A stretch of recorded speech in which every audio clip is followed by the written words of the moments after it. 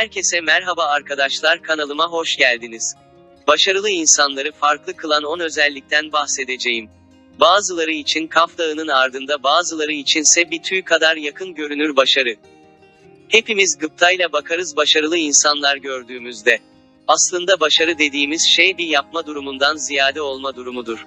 Hayatta başarıyı yakalamış insanları videomda sıralayacağım. 10 özellik ile diğerlerinden ayrılır. Detaylara geçmeden videoyu beğenip kanala abone olursanız beni mutlu edersiniz. Plan yaparlar. Başarılı insanlar gelişmiş bir planlama ve organizasyon yeteneğine sahiptir. Kendilerine her zaman kesin ve ölçülebilir hedefler koyarlar. Amaç tanımlama bu tip insanların en büyük özelliğidir. Rahatlamaya çalışırlar. Hepimize en stresli anlarımızda defalarca söylenmiştir. Rahatla ve nefes al. Başarılı insanlar her durumda sakinliklerini korur. Kendilerini başarıya götürecek ilk adımın derin bir nefes ve soğukkanlı bir tutumdan geçtiğini asla unutmazlar. Tanınan birçok başarılı insanın meditasyon yaptığı bilinmektedir. Harekete geçerler. Başarılı insanlar koydukları hedefler doğrultusunda harekete geçerler.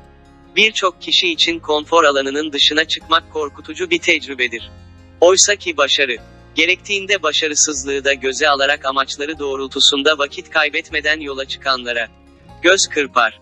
Kişisel bakım. Sağlıklı bir zihin için sağlıklı bir beden gerekir.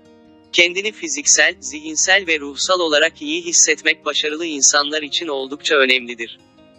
İşte bunun için günlük rutinlerinde daima uyguladıkları sağlıklı bir diyet ve egzersiz programı mevcuttur. Pozitif yaklaşım. Hayata ve olaylara karşı pozitif bir yaklaşım söz konusu olduğunda başarılı insanlar her zaman başroldedir. Çünkü başarılı olmak için pozitif olmak ve motivasyon çok önemlidir. Tarihte başarılı olmuş insanların yaşamlarını incelediğimizde her birinin başarısızlıklar ve engeller karşısında yılmadan devam ettiğini, böylelikle hak ettikleri başarıya ulaştıklarını görürüz. Takım çalışması. Bilgi paylaştıkça büyür prensibinden yola çıkan insanlar asla soru sormaktan çekinmez. Takım çalışmasıyla birlikte ortaya çıkan sinerji, muhteşem eserlerin ortaya çıkmasına olanak sağlar. Tutumluluk. Parayı yönetme söz konusu olduğunda başarılı insanlar bu alanda da yetenekleriyle ön plana çıkarlar.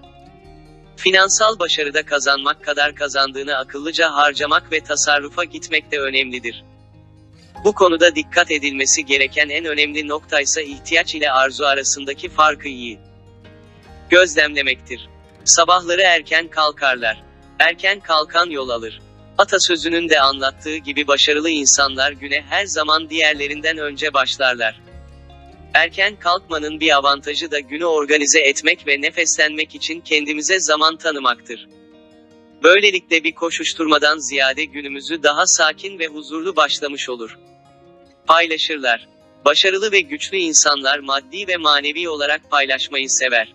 Aksi takdirde güçlü olmanın ne anlamı kalırdı ki? Alan el kadar veren elde olmayı bilmek aynı zamanda erdemli bir insan olabilmenin de önemli kıstaslarından biridir. Çok okurlar. Çok gezen mi yoksa çok okuyan mı çok bilir? Sorusunun cevabı her zaman net olmasa da başarılı insanlar daima geniş bir kütüphaneye sahiptir.